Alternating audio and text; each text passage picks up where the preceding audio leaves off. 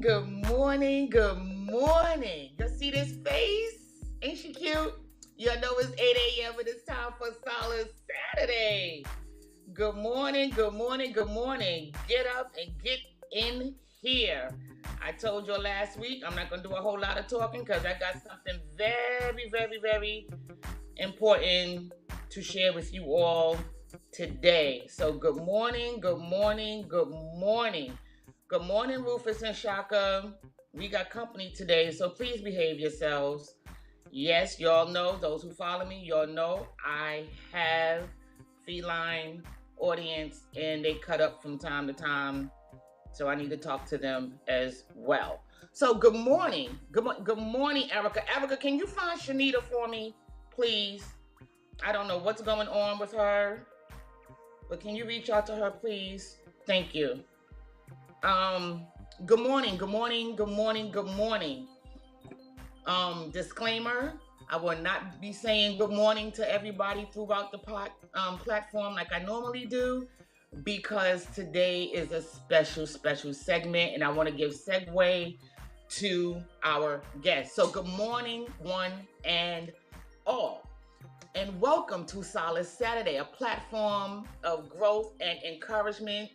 Me for you and you for me. We are one, and we use this moment as a mirror, not to look at ourselves, but to look within ourselves as we are on our journey to our bigger, better, greater. Normally, I would mention that my platform is birthed out of my 3 books. Unnamed and Unwanted, the trilogy, and we normally do work from the book, the 3rd installment of Unnamed and Unwanted, I Know Who I Am, the Process to Positivity. But today we are not doing that. Good morning, director. I said I was going to do that, right? But today we have a special guest, and I want to give ample amount of time to our guest. To everyone who had birthdays, happy birthday. I do need to take time out to acknowledge my auntie, Patricia Dawkins. That is my Aunt Fifi. Happy birthday to you, my love. I love you so much. And all other announcements will be made next week. Again, those of you who have ordered my items, the journal, the coffee mug, the tumbler, the tray, it is on the way. You should have it any day now. We did not run off with your money. It's big boxes and mail is slow, and it's coming from another state. It's not coming from me here in New York. It's coming from Maryland. So thank you for your patience and your understanding. And you should have it any day now, okay? So, again, welcome to Solace Saturday. Today is a special edition simply because I want to bring awareness to something that is very, very, very, very dear to my heart. This month in October, we go big, we go hard for breast cancer awareness, and rightfully so.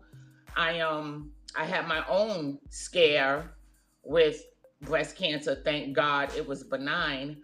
But it's very, very serious, and all is well. We also acknowledge October for domestic violence, right? But then we also acknowledge the month of October for mental health awareness. And it's so ironic to me that this particular platform of abuse and illness don't get a platform. So I wanted to do something for October, and I was going to do breast cancer because everybody was doing breast cancer, but it didn't confirm in my spirit. So I was led to do mental health. I want to bring awareness to mental health. Sadly enough, and I pray that my platform don't get blocked or canceled, but we only hear about mental health when the other folk are in trouble and they want to go shoot up schools and hold people hostage and shoot up churches and that. Then it's a mental health issue. Is it though? I don't think it's really a mental health issue when you have a whole list and the step-by-step plan of what you was planning to do. But that's another topic for another platform. So today, we are going to discuss mental health. And my special guest today is none other than Dr. Jakki Gilchrist. And if y'all have my second book, right, this one, The Possibilities of Me, her information is already in my book, right? And we're going to put it up on the screen a little later so you can have it. And she interviewed me, and the interview I interviewed her, for my book. And the interview went a whole different realm. And I was like, I gotta get her. We gotta hook up and really talk about it. So what better time than to do it in the month that mental health awareness is being acknowledged, right? So without further delay, because I said I wasn't going to do a lot of talking, so without further delay, we are now going to bring up our special guest, Dr. Jakki Gilchrist. Can we show her some love this morning by saying good morning and welcome to her? Yay!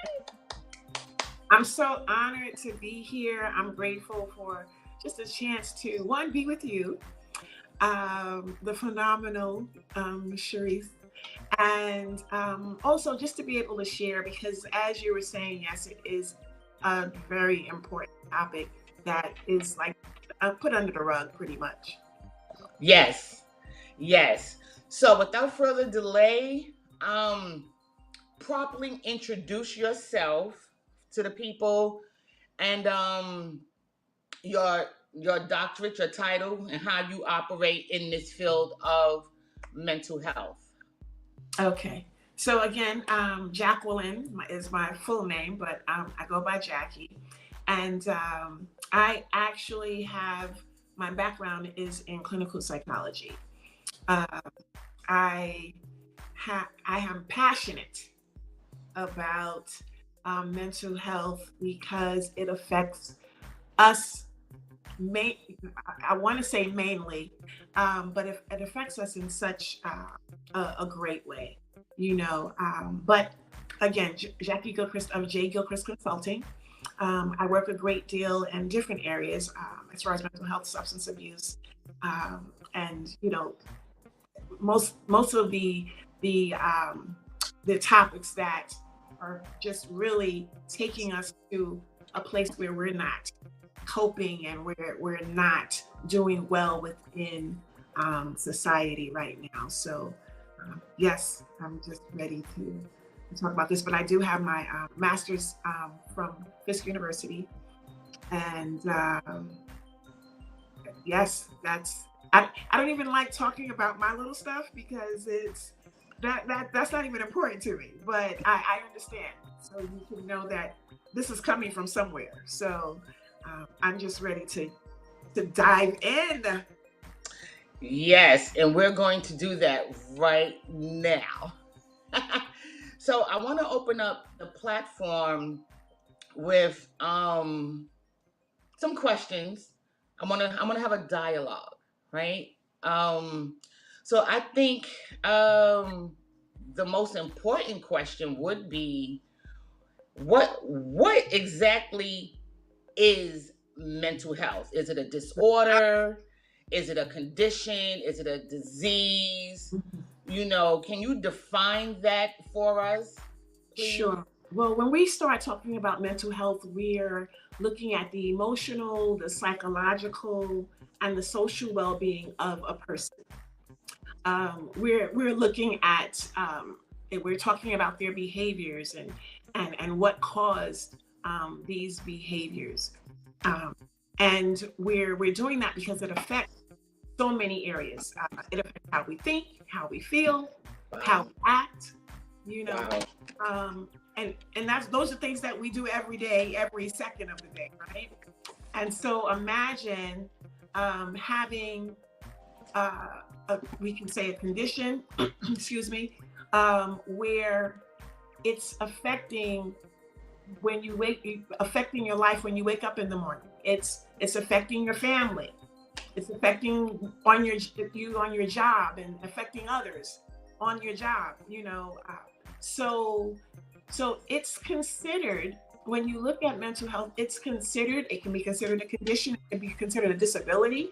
Oh, wow. Why? Because it limits your ability to perform. So yes, it's considered a disability, and it's considered a disease. It's, guess what? Just like we may have heart disease or diabetes, it's a medical issue. It's a medical issue, and we say that why? Because it is something, believe it or not, that can be treated in one form or another. Yes. So, wow. I'm taking notes because I'm like, wow. Yeah. I'm like, wow. That's so huge, because I didn't know that. I didn't know that it's like it really do fall under a medical condition as a disability. Wow. Yeah. And okay, so let me ask you this, right? I'm going off what you said. Sure. So it's a disability, and it can be treated now. And I see commercials here and there, about you can get help for this, or for like depression and low self-esteem. So somewhere in there, it sounds like it's a neurological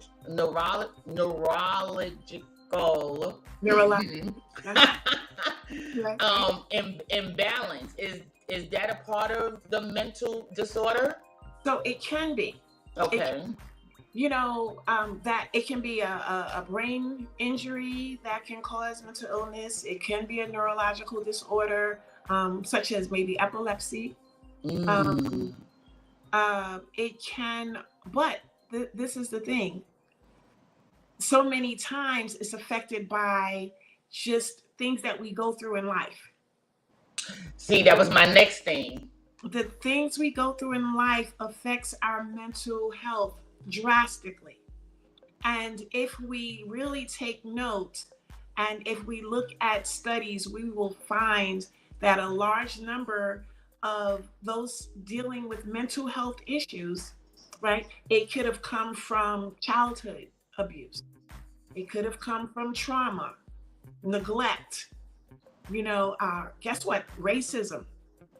It's caused by so many, social isolation, bereavement. Yes. Physical conditions. People, believe it or not, guess what? Someone's mental health can change drastically because of their physical issues, because it affects you. It changes your mood. It changes how your ability to do things, thus affecting your mental state. So it's homelessness, unemployment, all of those things, believe it or not, can change your mental health to where it does cause depression. It can cause anxiety. And so here we are now. Guess what? Our actions, our thoughts, as we mentioned earlier, it goes back to it, right? Our actions, our thoughts are now affected because of life changes, because of situations that have occurred, because of things that we've never dealt with. I mean, how many of us truly, because we're just now really getting to a place where we even believe in counseling. We truly believe in seeking help. We're just now getting to that place, and for many it's still a taboo. It's still there's such a stigma on that, and so unfortunately we're still not at the place where we seek assistance. We seek that help, but it is growing. The numbers are growing where we're getting there, because we realize, hey, we need help, and if we don't change something, then nothing is going to change. Yeah, right. Wow. Wow. I didn't know it was so in depth and so connected to so many circumstances. Right. Wow. I can't wait to watch this replay because I need to take more notes. So let me try to ask something else. So okay, how can we dissociate the word crazy from mental health? Because some, like you said, actions, and a lot of people react not really knowing why they react, or they behave in a certain manner not really knowing why their behavior is that way. And I feel like that was a part of me a lot. Like you said, childhood trauma. I didn't even know I was traumatized. I just knew I very defensive, and you couldn't talk to me in such a manner, not realizing that I was so affected by the way people were speaking to me because it started with my mom, but we didn't pay attention to that because it was my mom. You know what I mean? Mm-hmm. So it was kind of acceptable because it was my mom, not knowing that she was damaging me for adulthood. Right. So then it was like, oh, you crazy, you off, you so mean, you so this, and you so that. How do we, if possible, how can we dissociate the word crazy from mental health, or how do we not label it as such? Right. So I really want to make sure I touch on something you said as well. Absolutely. So you mentioned your mom and how what you were experiencing was really coming from her actions toward you. Mm-hmm. So one thing that we fail to realize is that the generations before us have traumas that they've never dealt with. Mm. They have mental health issues that were never dealt with. So guess what happens? That comes down to the next generation.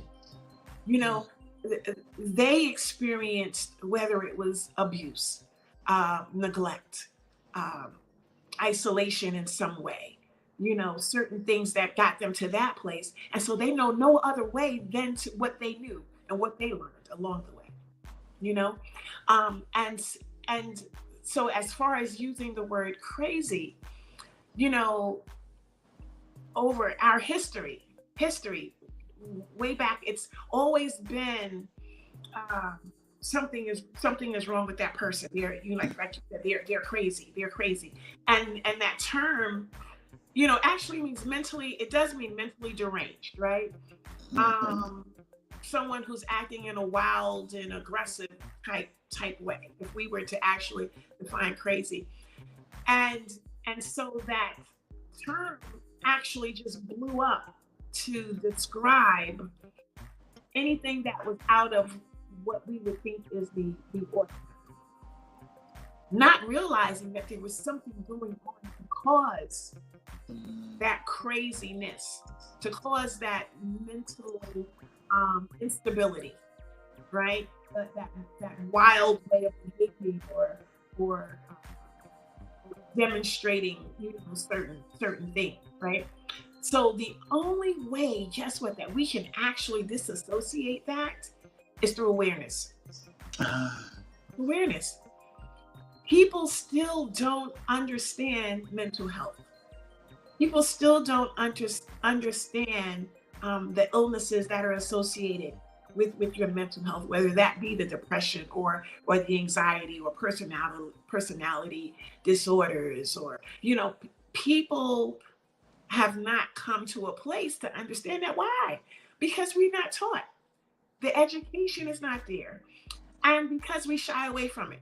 If we can just bring it to a core, we shy away from it because, guess what? When someone had a condition years ago, they would be locked in the back room. Right. Yeah. Right. because they didn't want anyone to know that something is wrong with this individual. That my child is not normal, or Uncle Joey, Grandpa Joey is, has some mental issues. No one ever dealt with it. You hid it. So that's why we never disassociated from the word crazy, because no one has come to realize that, guess what? This is an illness. This is a disability, right? And so we don't treat it as that because we don't recognize it as that. We say all the time, we talk about how it's difficult for many of us to go seek help, go to therapy. And now we're just now coming to that. We go to the hospital when we have physical issues, right? To rather is to have some type of surgery or to get prescribed some type of medication. But we don't see mental illness as that, and it is. So why not? If you broke your arm, are you going to walk around for days without going to get help? If you had a cut in your leg, are you going to be like, oh, it's going to go away, let me just hide in the back room? No, you're going to go get help for that. So mentally and emotionally, we need help for that. I don't even want to take it to the church. We're going to get there though. Yeah. So here's my thing, right? Because I didn't know. You understand what I'm saying? Right. I didn't know that there was some form of emotional imbalance. I didn't know. Right. It was labeled as, but this is who I am, and take it or leave it. And that was it. And I fight all the time. I did all of that. And it got to a place where I wasn't liking myself. So how do people know to seek help if they don't know that there's an imbalance? Because and there's a lot of people but that's just who I am. I'm Pookie from the block, and this is who I am. No, Pookie, that's not, baby, talk to me. What's wrong? You know what I mean? But we don't know how. I feel like that's so critical, because we don't know. Like you said, we was locked in the room. Nobody ever talked about it. So for me, the turning point for me was I wasn't liking myself. Exactly. And what kind of pushed me in that direction was me being in church. And I say for me because this may not be the turning point or the light bulb goes off for everybody. Everybody's not going to be in church, and my platform is not just for the church. My platform is for the people, right? Exactly. So for me, being in church and being that nasty, and always ready to fight and always, it wasn't balancing for me, and I was like, I gotta do better.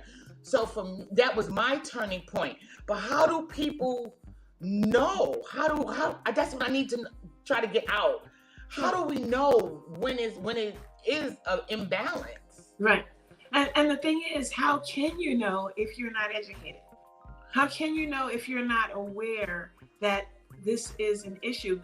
It has to be talked about in the schools. It should be talked about at home, and I say at home, but again, before it gets to the home, they need to learn it from somewhere. Because if that's the case, if those in your home knew, if those in your home were in a place to be able to verbalize, hey, this is something more than Cherise having an attitude.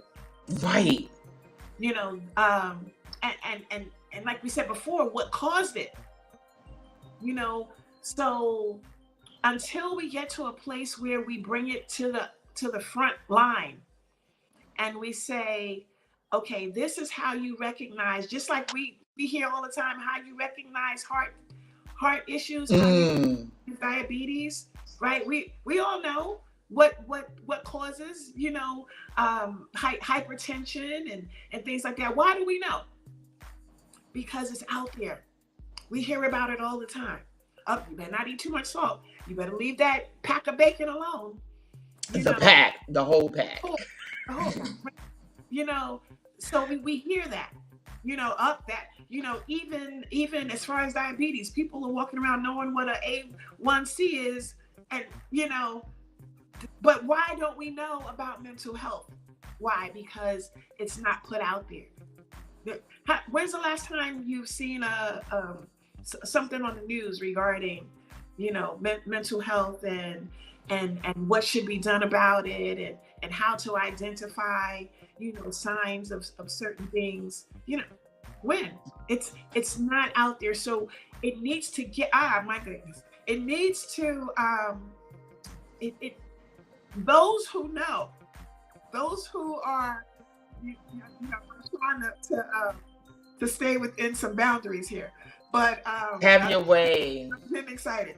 Okay, but those who are, honestly, there are people assigned to do this. Mm-hmm. There are people assigned to go out because somebody's not doing it. Mm-hmm. Right? So it's time for those who know to take a stand and say, you know what, let's go into these churches and speak about it. Mm-hmm. Let's go into the schools and talk about why Johnny or Bobo is acting up for real. For real. Not just because he doesn't know how to act. No, there's a reason why he's there. Right? So let's go into these schools. Let's do some sensitivity training for the staff, at work or at school, the teachers. Why? Because they're so ready to, let's get them out of this class, let's get them out of the school, and let's suspend them. Right? Not getting to the root of the issue. And so it's going to take, even if it's in the school, as far as a school assembly, do they still do those in the school where they gather and they talk about different things, or it's time to talk about those things. And that literally it's time for some people to take that stand and say, we got to get this out. We got to get this information out so that we're not, they don't quite pretty much lock us up in the room anymore, but in some aspects, guess what? Parents with children who are too much, they're what are they put them in front of the iPad now. That's not helping. That's not helping. Now they're taking on, hopefully it's something that's educational if they are, but it's not dealing with the root of the issue. The root of the issue, man. Again, we are here on Solace Saturday doing a special edition, bringing awareness to mental health. And we are here with my special guest, Dr. Jakki Gilchrist. And she is dropping some nuggets. I'm sitting here taking notes.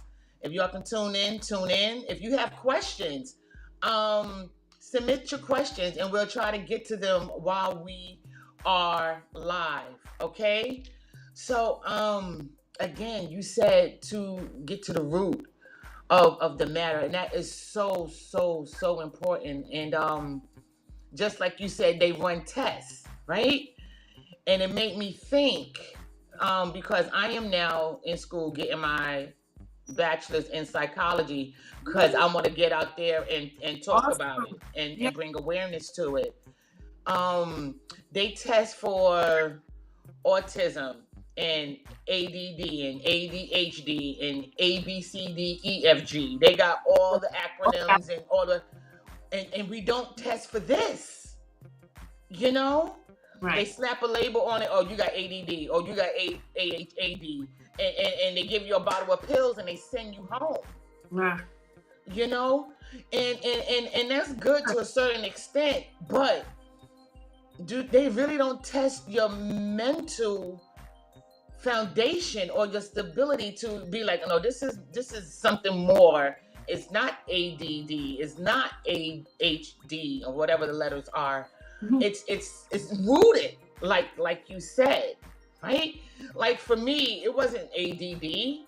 I'm smart. I read well. I can function, but yet I had a behavior problem, right? And in my studies that they put behavior under autism and stuff of that nature because you have a behavior problem. I had a behavior problem, but I wasn't autistic. So y'all just let me go and beat up people every other day in elementary school for no reason. And you understand what I'm saying? So we test and we study for everything else but this. Right. Right?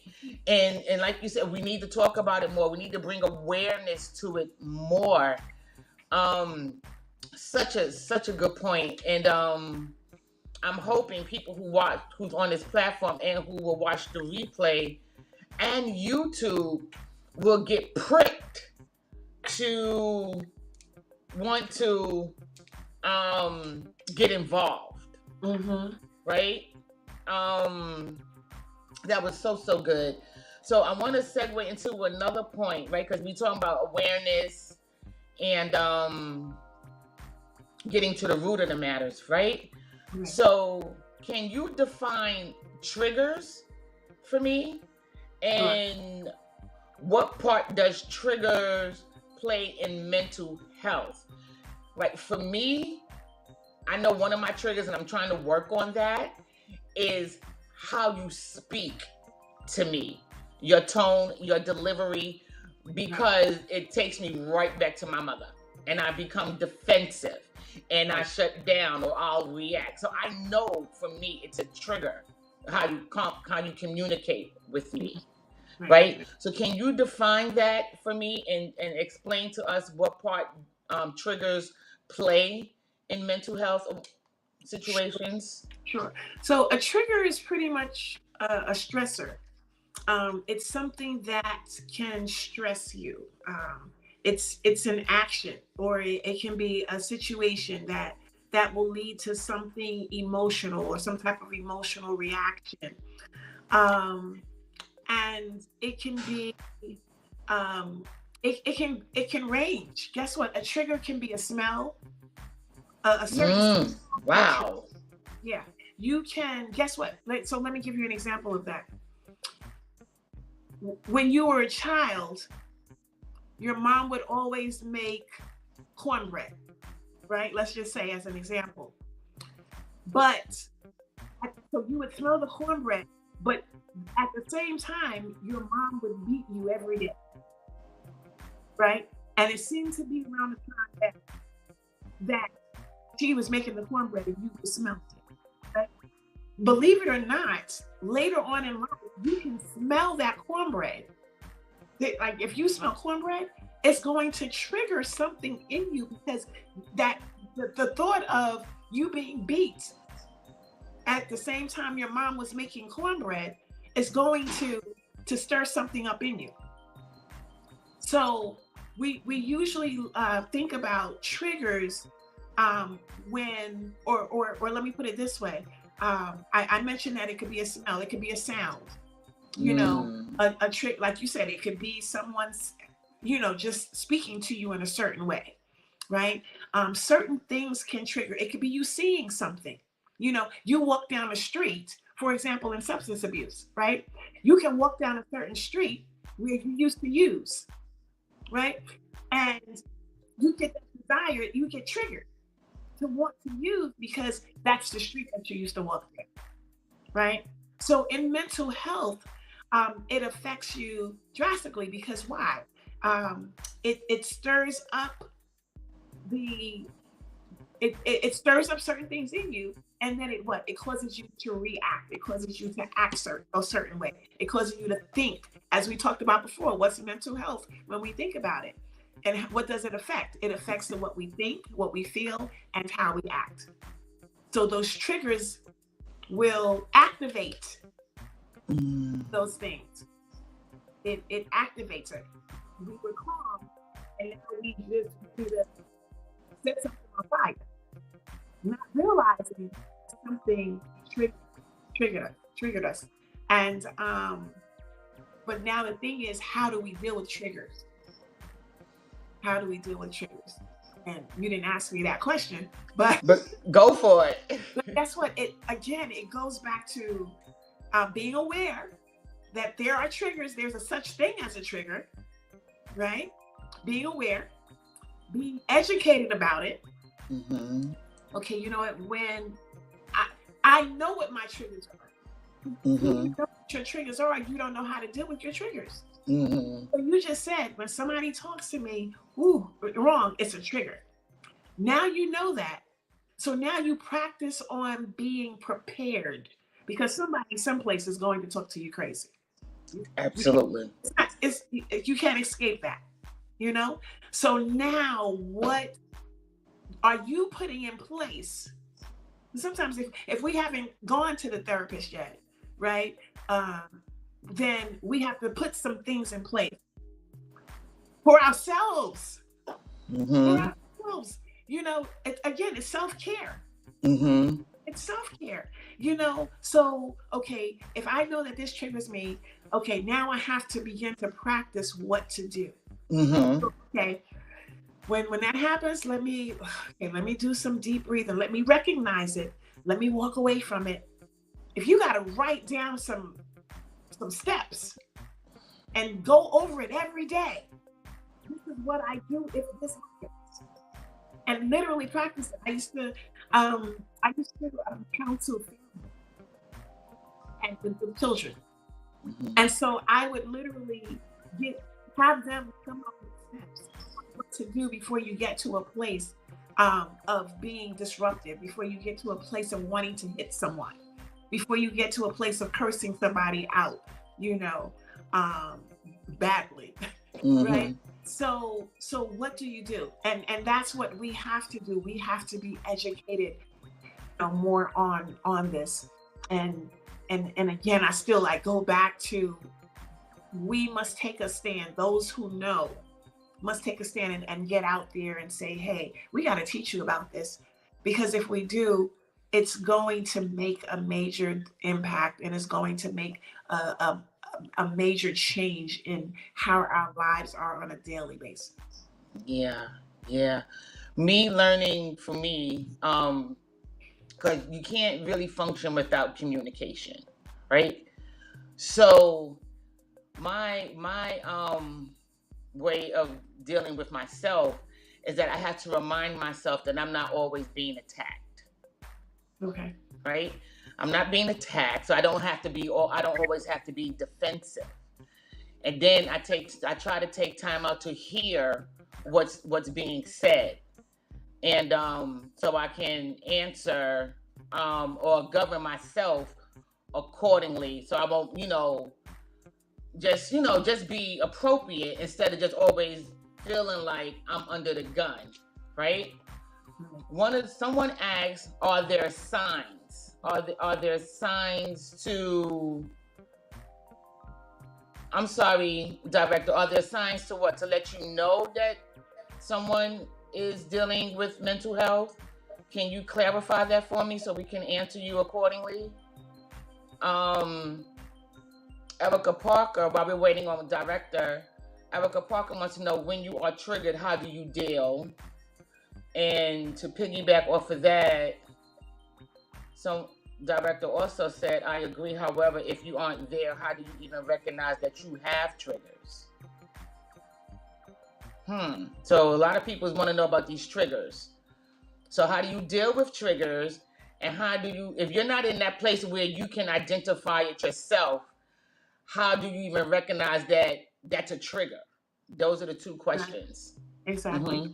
So again, because we're not born knowing, okay, these are what triggers are.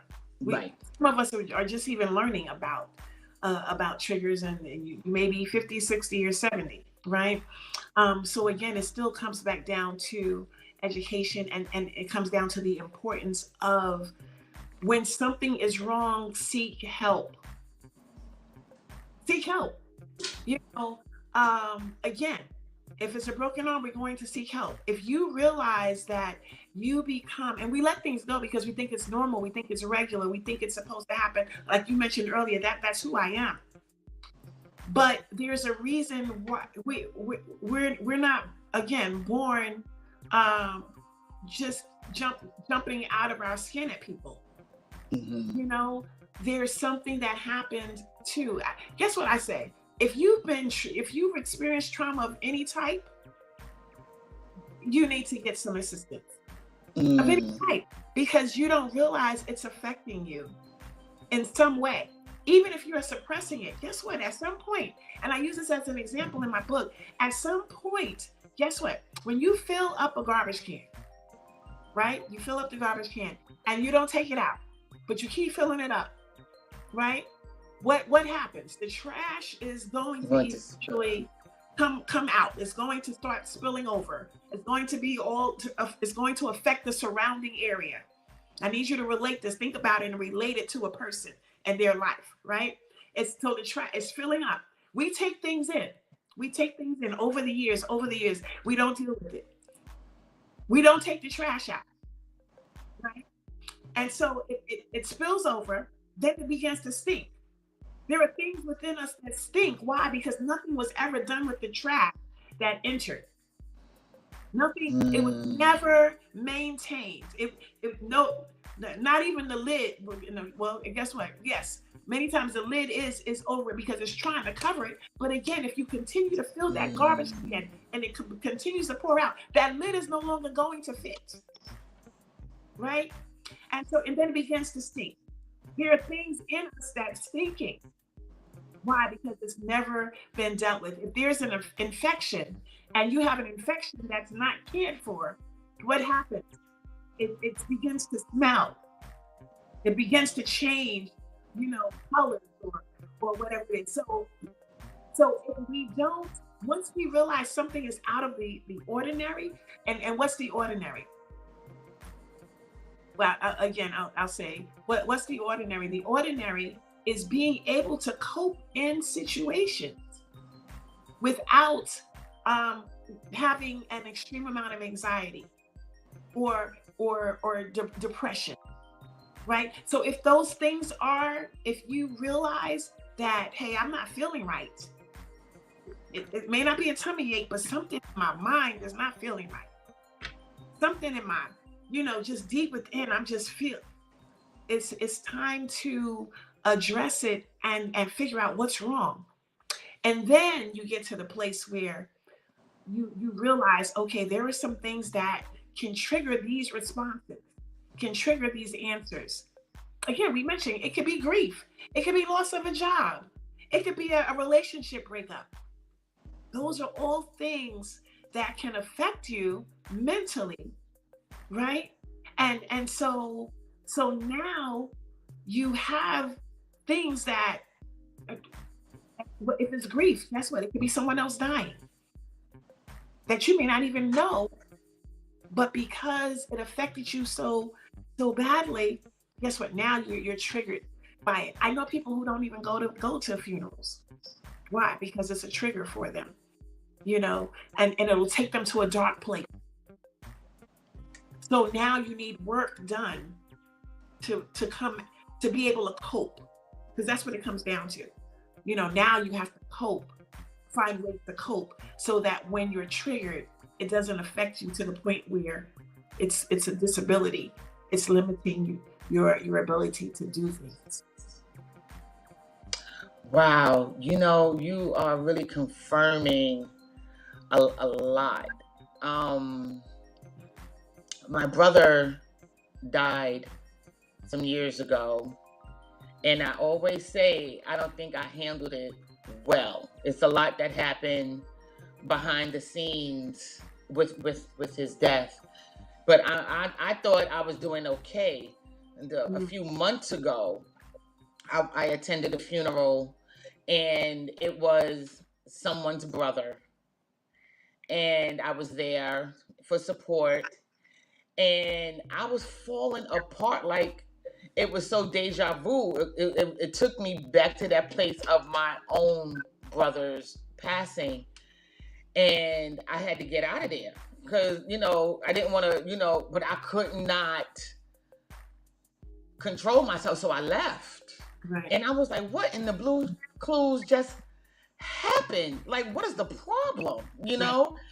But triggers. And I didn't know that even grief can play such a role in that as well. This is so deep. It's so deep to mental health. I think we've answered director's question about signs. I think we tapped into Tracy's question. She want to know, how do you deal with mental health in children? That's for me, that's a crucial time right there. Because guess what? Children with mental health end up being adults with mental health. So if you can get a hold on it early, of course it's better. Just like anything, any sickness, right? If you recognize it earlier, then there's the prognosis, the chance of it becoming better is greater, right?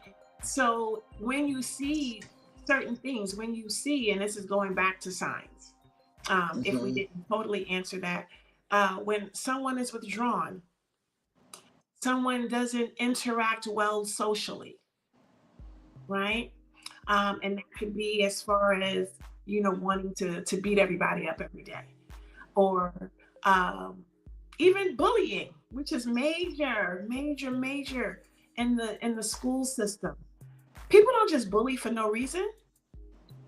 They're dealing with some things that's causing them to not be pleased with who they are, and so they're giving that off to somebody else, right?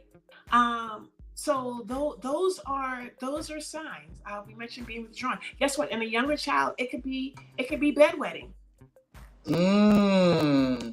Wow. Yeah. So not eating, overeating, unless you're just like, here, take that, eat. But some of the same things that you see in adults, guess what? You still look for those in children. A child that doesn't want to play, right? All those are things to look for. And what do? Again, you don't just say, oh, well, that's just her personality. Go find a good, but I'm very big on finding the right professionals. That's not easy. You have to try them out. Everyone is not, I'll say, assigned, or I'll put it this way. Everyone should not be in the positions that they're in, so you want a good one. So look at the reviews, references, try different things, whether it's activities, extracurricular activities, different groups that they can, whether it's dancing or karate or something. Try different things to help bring them out, and one thing at a time. And when I say one thing at a time, I'm not saying that, oh, okay, well, he's doing karate, so he doesn't need to do, something else. I'm not saying that. Well, pretty much what I'm saying is one step at a time. One step at a time, to find out what it is that could possibly be the issue. And guess what? There's nothing wrong with a child counselor. It's nothing wrong without. I know some people are wondering, worried about, well, I don't want my child labeled. Well, then go ahead and seek help on your own, right? So that they won't get to a place where the school is now trying to, see what's going on. You mentioned medication earlier. What my concern with that is, many times there's no work done before the medication is just getting. Right. Did you try to talk to Cindy? Did you try to see what's going on? And maybe see if there are ways to deal with it before you pump medication. And I'm never at a place where I say don't do medication, but I feel like there should be steps before you even get to the medication. Yeah. Yeah. See, and Tracy has the same concern that I mentioned earlier. You know, the signs that you mentioned for children, you know, the isolation, and all of that, they throw that under autism, right? So it's like, how do you know when it's not autism or only autism, but it's a mental health issue? And I think um, one of the signs that you can probably tell the difference is when it comes down to their academics, if I can say that, right? If they're not functioning well with their academics, their reading, their math, because sometimes they'll excel in math but won't be able to read, because and stuff like that. Because I'm learning as well, and I think that's one of the borderlines when it comes to separating mental health and autism in children. And this is why you just can't test for just autism. You got to test for everything, which is what you were saying earlier, because they'll see signs that correlate with autism, and oh, that's it, you know. But you got to run this, because it may be something more. It may be something rooted. Oh, it may not. It just may be autism. But what if it's not autism and it's actually just a mental disorder? Because you said it can be a disorder or a disability, right? Because like I said, for me, I'm not autistic, but my behavior was out of control. Like, and it was labeled to childhood trauma. Now that I'm learning. So you understand what I'm saying? Sure. So Tracy, I hope that helped you a little bit. If not, we can dig a little deeper. I noticed someone mentioned advocate. Yes, I was getting ready to say that. Yes, very, very big, very big. Oh my goodness. Guess what?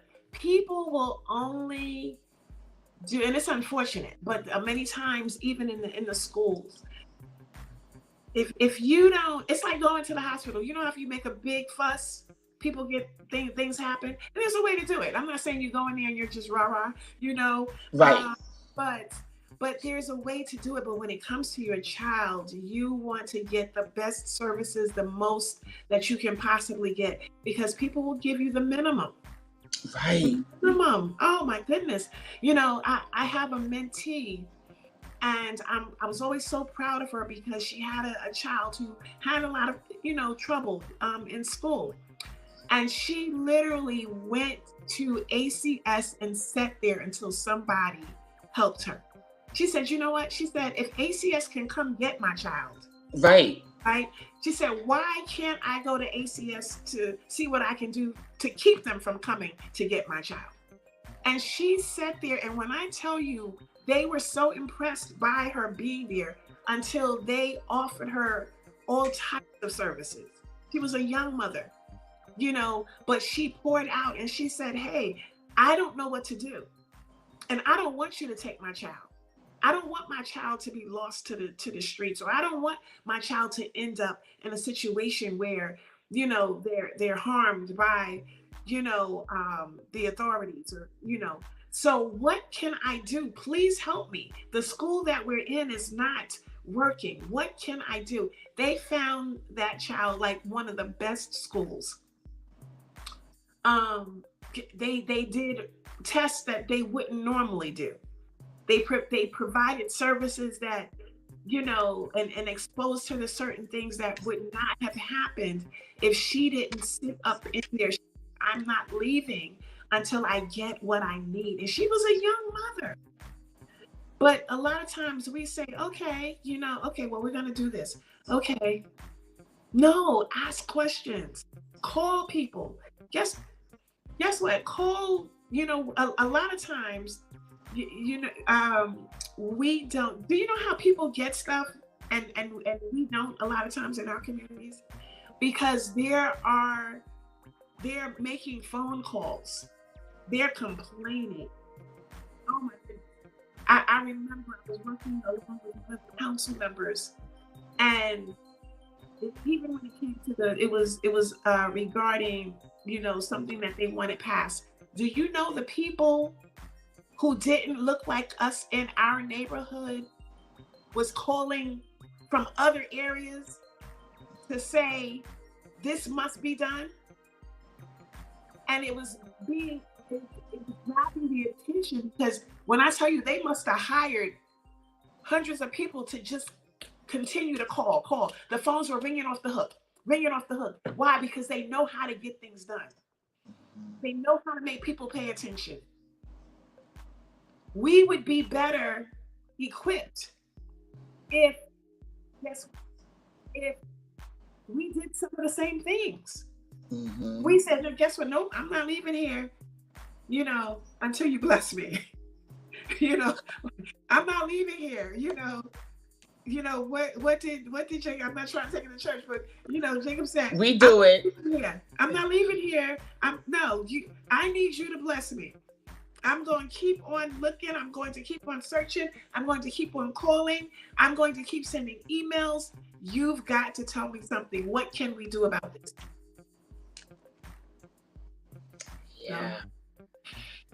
Yeah. And again, viewers, we are bringing awareness to mental health. This is the month that was set aside, and so we took time out on Solace Saturday to address it, to bring awareness to it, to share some information with you. And our guest today has been Dr. Jakki Gilchrist. Her information is streaming across the screen as we speak. This has been so enlightening for me, and I believe you've answered most of the questions that we've seen, and I hope everyone got some kind of answer and they are okay. If not, you can ask again, and we'll try to address it again before we log off. That's what we're here to do. We're here to help. I appreciate this moment so much.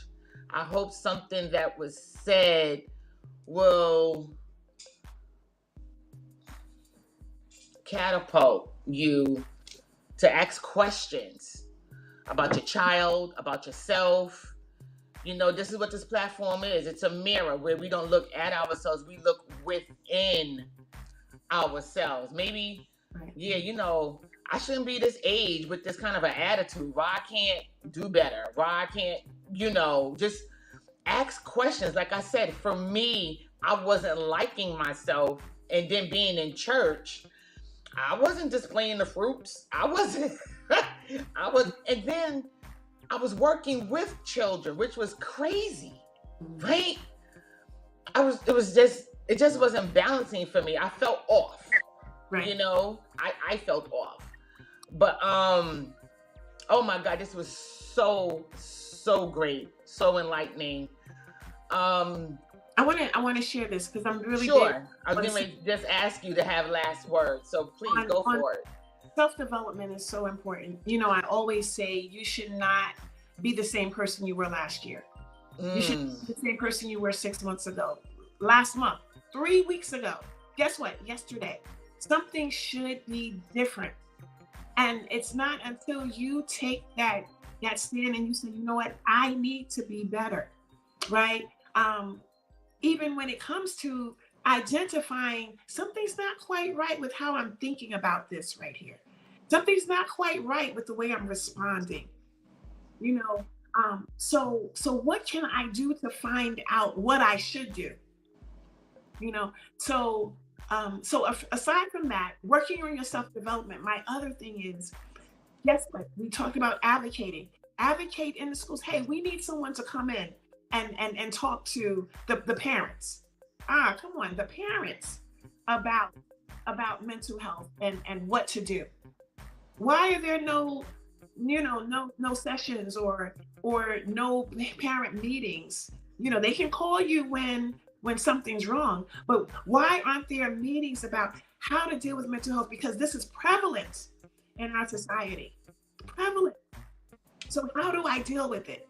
in the churches. Why don't we have mental health? And that's something that I know I'm going to be working on. Why don't we have mental health ministries within the church that's going to teach, that's going to educate about mental health and how to deal with it, how to cope, how to identify triggers, how to know that there are triggers, what triggers are, how to encourage, even in identifying it in the mental health ministries. Guess what? A person who is able to even do some counseling, temporary counseling, or be able to refer.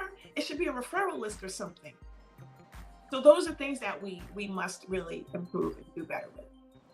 Yes, and we got to break this stigma and this myth about the church don't need counseling because we got Jesus.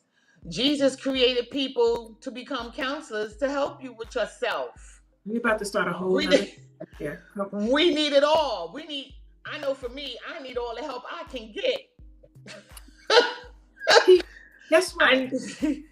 As we said, there are doctors for our physical. What makes us think it's something wrong with having a doctor for our mental? Exactly. I don't understand why it's so tabooed, but we're here today to break it. Get you some counseling, get you some therapy. Never leave Jesus, but take him with you because you got to be able to discern who is right for you. Exactly. Just like speaking with Tracy, everything is not autistic. Exactly. You got to get tested. They so quick to slap an ADD in the pill box. Yes. Right. No, that's not it all the time. Not all the time. Most times that's not it. That's not it. With the root, you're putting a Band-Aid. Yeah. On a gash that was used with a machete. Yeah. It's not working. Deal with the issues. And yes, we do. We have to get rid of that stigma. I did like a whole study on that a few months ago. Mental health in ministry. Bridging the gap. That's a project that I'm working on. Bridging the gap between mental health and ministry. Good. Because it's huge in the church. Huge. But we're not dealing with it. Yeah. So again, this has been a great segment. If we can just run her information while we're closing, please, I appreciate that. Thank you again, Dr. Gilchrist, for such great information. Once again, I have learned some more. So there will be some more self-evaluation going on again, because self-care is a process that we should be doing daily, like you said. And thank you for your time, for your information, for your wisdom. And I pray that we become advocates one for another. Exactly. Because as a parent, you may not see it or want to admit it about your own child, but maybe somebody else can be like, yeah, let's go for a walk with little Johnny and Pookie, because we just need to have a little talk. Let us be advocates one for another, helpers one to another. So thank you for all of those who are viewing, who's going to watch the replay, who's going to watch it on YouTube. I am so humbled and so honored for this platform and its time. And again, this has been Solace Saturday. We were dealing with mental health and bringing awareness to it. If you should have any questions, Dr. Gilchrist's information is streaming across the bottom of the platform. And if you have the book, it's in the book. The Possibilities of Me, right? So again, thank you for a great Saturday. Thank you for a great interview. And I pray you much success in all your endeavors. We want to know about it. We want to hear about it. We want to promote it and support it. So please let us know, and we will do just that. Okay? So until next week for Solace Saturday, y'all stay safe and y'all stay encouraged. Bye-bye.